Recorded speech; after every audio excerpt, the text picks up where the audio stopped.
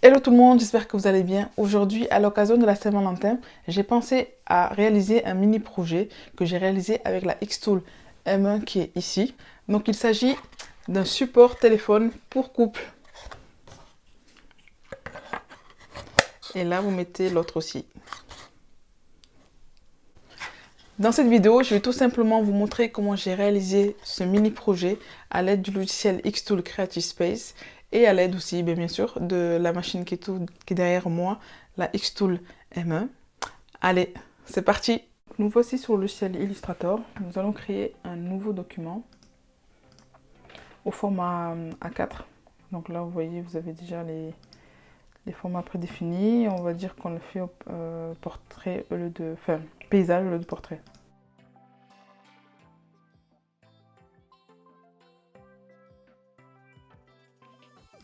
Donc on va commencer par la plus grande forme. Donc on est sur du 15,15 x 16 cm. Donc là, vous sélectionnez l'outil rectangle, vous double-cliquez au milieu avant de pouvoir rentrer les infos. Donc comme je vous ai dit, largeur, on est sur du 16, donc 160 mm, et 15, donc 155, 15,5, 155 mm. Voilà la première forme. Concernant la deuxième forme, on est sur du donc 6,9. On va recliquer deux fois. Attendez. Donc en largeur, on est sur du 6, sur du 69. Et en hauteur, on est sur du 9 cm. Donc 90. Ah, je sais pas pourquoi le cadenas a été ouvert. 69.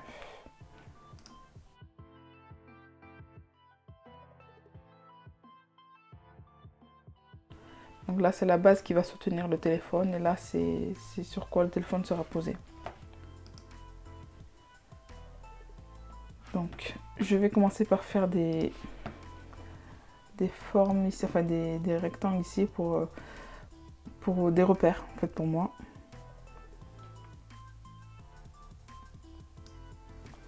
Vous allez vite comprendre. Donc, pour le premier, on est sur du 23 mm.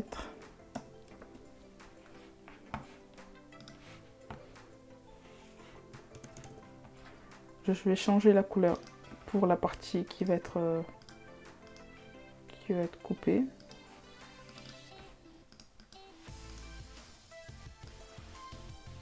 Donc c'est aussi du 23 mm.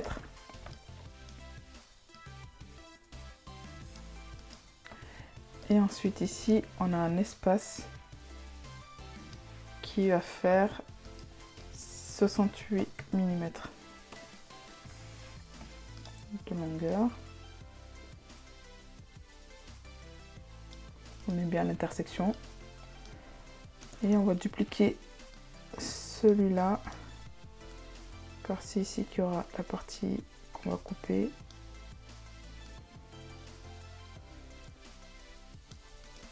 Et là le reste. Donc maintenant je vais faire les rectangles pour pouvoir découper cette zone là et cette zone ci. Et d'ailleurs avant de faire ça, je vais dupliquer ça de l'autre côté.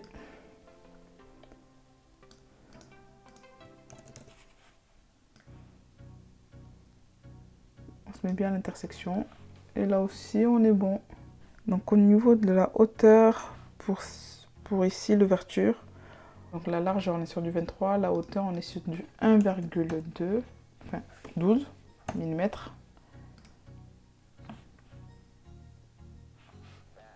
Donc là je vais lui changer de couleur pour que vous puissiez mieux voir. Après je double-clique, donc vous faites un copier-coller. Hein. Là je fais pareil et je fais pareil en haut.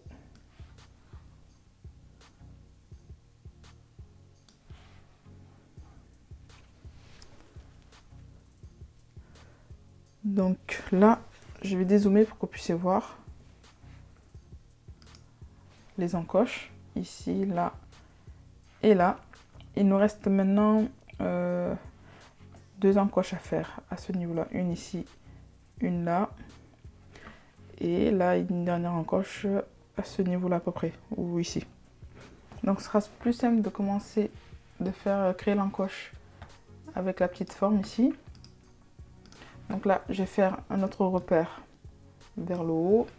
Et je vais dire qu'en hauteur, on est sur du 2 cm, donc 20 mm.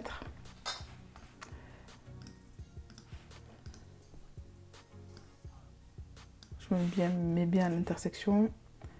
Et je vais dupliquer pour le mettre de ce côté-là.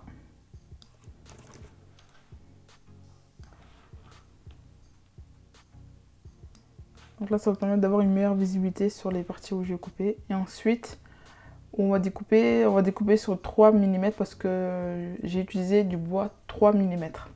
Donc il faut que ça fasse l'épaisseur exacte de l'épaisseur du bois en fait. Si vous êtes sur du bois 5 mm, il faudra une épaisseur de 5 mm parce que les deux parties vont s'emboîter. Donc d'où l'importance ici de bien calculer cela, il ne faut pas l'oublier. Alors l'encoche va s'arrêter en plein milieu, donc vous pouvez faire, vous voyez là vous êtes au centre, vous allez faire un trait central et là on aura notre point d'intersection. Donc là je vais partir d'ici, je vais zoomer pour qu'on puisse mieux voir. Donc là je sais que on est au même niveau, donc ici je vais prendre une hauteur de 3 mm. Bon, je vais réajuster parce que je réajusterai tout à l'heure et je m'arrête au milieu. J'essaie d'atteindre les 3, mais bon, on est sur de 3,1, donc on va le rectifier ici.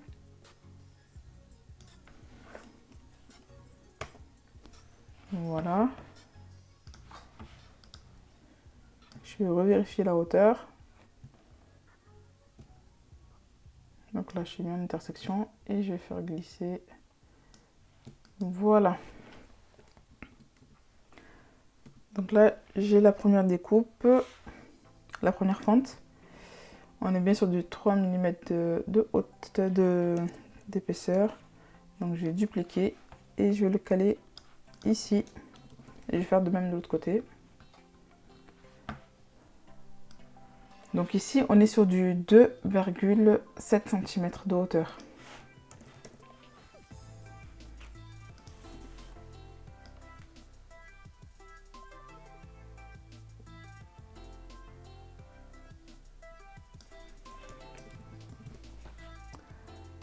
Je vérifie bien.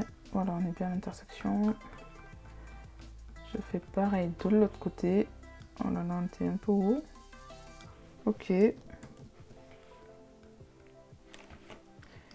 Et on va faire glisser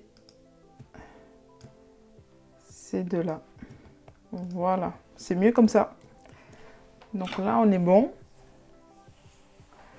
Donc maintenant, je vais pouvoir enlever mes repères d'ici. Je vais baisser un peu les repères. Si vous voulez encore les voir.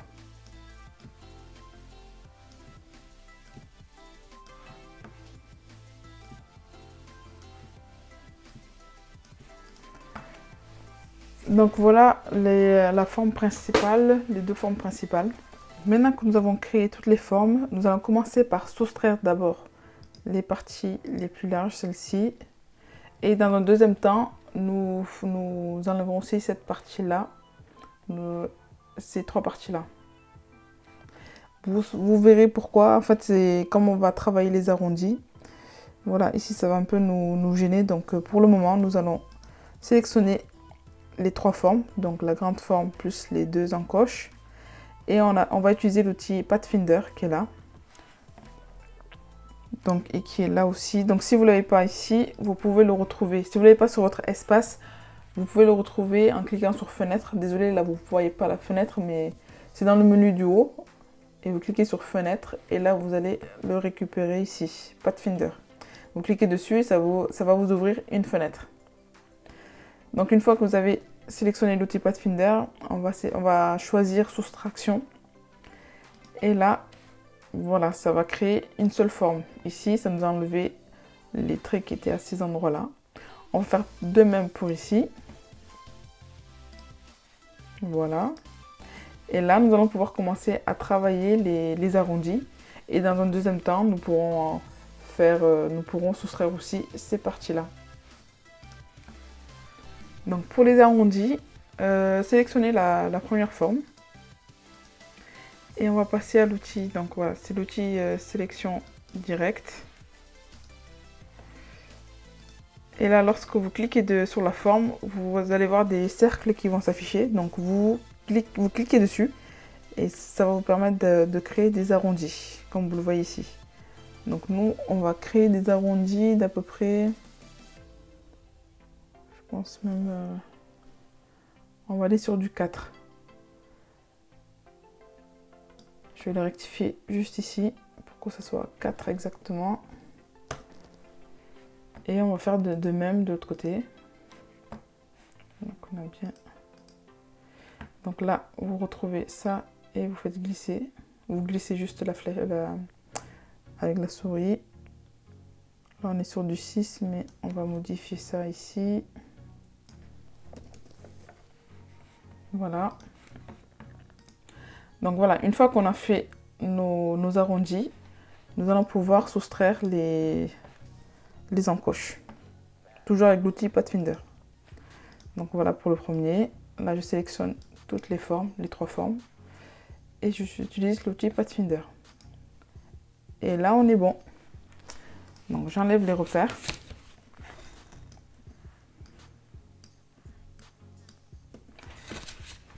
Et maintenant, je vais juste dupliquer celui-là.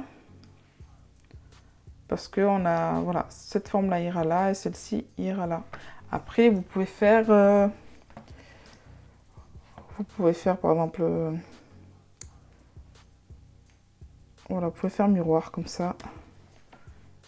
Là, voilà, vous aurez sur la même plaque, vous pourrez mettre les deux versions, quoi, en fait, les deux parties.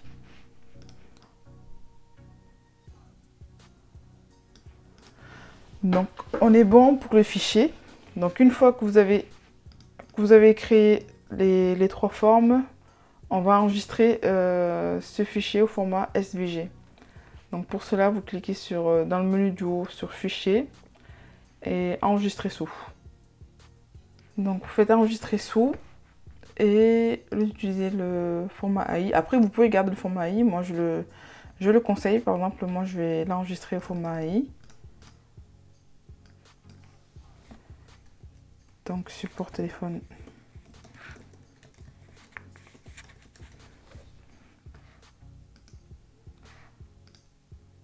Voilà, ça vous permet d'avoir la base, même si que le fichier SVG fonctionnera sur l'Illustrator, mais bon. J'aime bien quand même garder la base AI. Donc là, vous faites enregistrer sous. Et là, vous allez sélectionner SVG. Pas le SVGZ, mais bien le SVG. Et là, vous enregistrez. Donc là, on va passer du côté du logiciel Xtool Creative Space afin de pouvoir mettre la typo et faire les réglages pour la découpe et la gravure. Petite précision avant d'enregistrer votre fichier SVG. Là, en fait, le fond, il est plein. C'est comme il y a une couleur, elle est blanche. Donc, je vous conseille de l'enlever et de faire pareil pour les deux autres. D'enlever le fond blanc. Comme ça, on n'aura que le tracé. Et voilà, là, on est bien transparence, vous le voyez. Et une fois que c'est bon, vous enregistrez. Voilà. Donc là, je suis passée du côté Xtool. Et nous allons importer ici ce que nous venons de réaliser. Donc il est là. Voilà nos 3 formes. Et nous allons commencer à travailler la typo. Donc ici, vous pouvez mettre n'importe quel prénom, donc vos 2 prénoms. Et je vais sélectionner la typo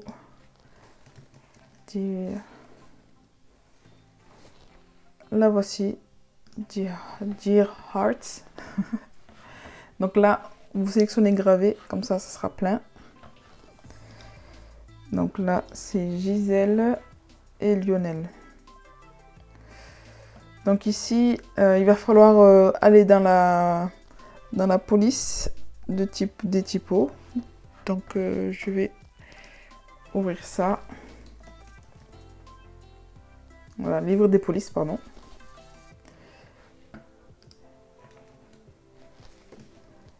Et j'ai oublié de préciser, cette typo, vous pouvez la retrouver sur le site Creative Fabrica.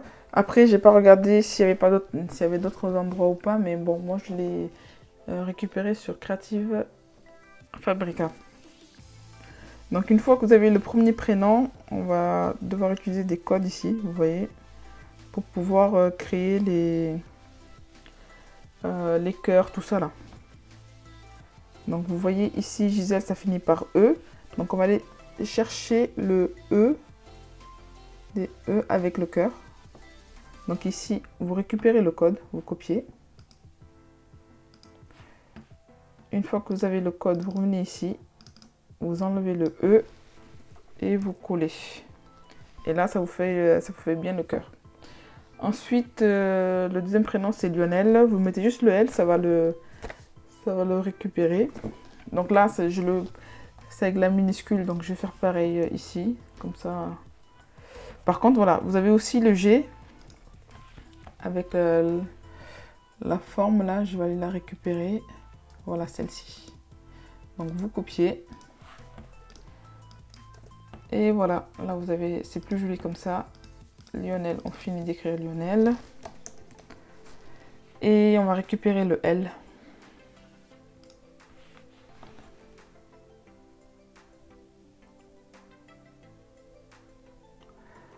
Donc le L, le L, le L. Donc on est là.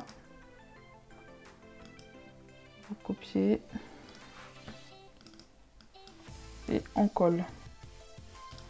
Donc voilà, on a bien nos deux prénoms que nous allons caler ici. On va centrer ça.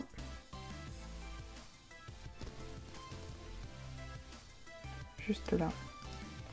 Ensuite, à ce moment-là, maintenant, vous pouvez graver tout ce que vous souhaitez. Hein. Donc là, vous pouvez mettre... moi, je pensais par exemple à mettre une date d'anniversaire, de rencontre ou de mariage. Donc vous pouvez faire ce que vous voulez. Voilà, moi je l'aurais mis peut-être à cet endroit-là ou peut-être en dessous. Mais voilà. Le plus simple, voilà, c'est vraiment de mettre les deux prénoms. Mais vous pouvez personnaliser. Donc arrivé à cette étape-là, maintenant nous allons voir les formes qu'on va découper et les formes qu'on va graver. Donc ça, le prénom, on va le graver. Donc ici, quand vous êtes sur Xtool, vous allez... bon là, je ne l'ai pas branché. Mais normalement, voilà, j'ai la possibilité de sélectionner le bois que je vais choisir. Donc là, selon le type de bois, vous faites votre sélection. Donc comme je vous avais dit auparavant, mon bois, c'est du 3 mm. Donc je vais aller... Il est plutôt noir. Donc on va aller sur celui-ci. Voilà. Donc là, on est bien sur du 3 mm. Ça me met bien l'épaisseur ici au niveau d'Xtool.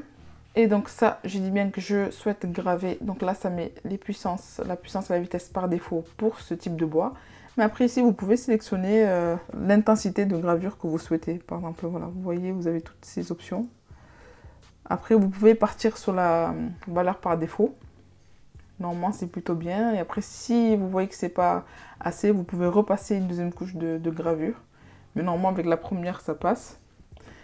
Ensuite, on va passer aux formes qu'on découpe. Donc, c'est les trois. Donc, de toute façon, ils sont groupés, tous les trois. Donc, je sélectionne tout. Et là, je vais pouvoir dire que je ne grave pas, mais je vais couper. Donc là, vous voyez, la puissance est de 100 et la vitesse est de 3. Moi, 4, ça coupe bien aussi. Donc, je vais mettre sur 4 au niveau de la coupe. Et une fois que vous avez ça, là, vous êtes prêt à couper et à graver votre forme. Donc il ne reste plus qu'à aller accéder au process et à lancer la découpe et la gravure de votre forme. Pour conclure, j'espère que ce projet vous a plu et que vous pourrez aussi le réaliser de votre côté. En attendant, je vous mets en lien le fichier SVG pour ceux qui souhaiteraient le réaliser de leur côté. Je vous dis à très vite pour une prochaine vidéo. Bye!